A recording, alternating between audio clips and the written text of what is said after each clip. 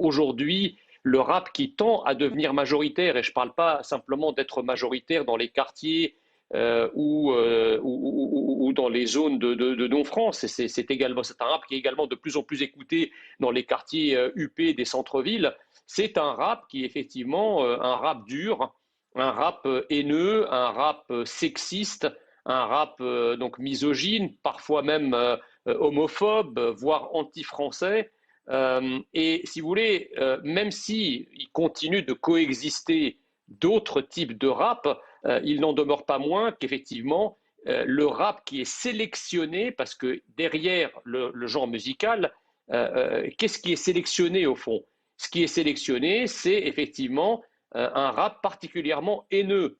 Bah, écoutez, c'est un peu l'histoire de la poule et de l'œuf, c'est-à-dire est-ce que c'est la violence dans notre société qui effectivement fait émerger des artistes qui vont exprimer de manière encore plus brutale cette violence et cette haine qu'il y a dans la société, ou est-ce que c'est finalement un certain nombre de rappeurs ou un certain style de rap qui est un cri de guerre encourageant la haine et la violence dans notre société? Probablement que les deux phénomènes sont autonories, mais encore une fois, il y a une politique artistique, c'est-à-dire que nous avons en France des élites artistiques, comme il existe des élites sportives, des élites intellectuelles, des élites politiques qui sont pas forcément, si vous voulez, des élites qui ont la France au cœur et à cœur. Et moi, je ne crois pas dans la thèse qu'un art absorbe la haine ou absorbe la colère ou canalise la violence qu'il y a dans la société. Moi, je pense qu'au contraire,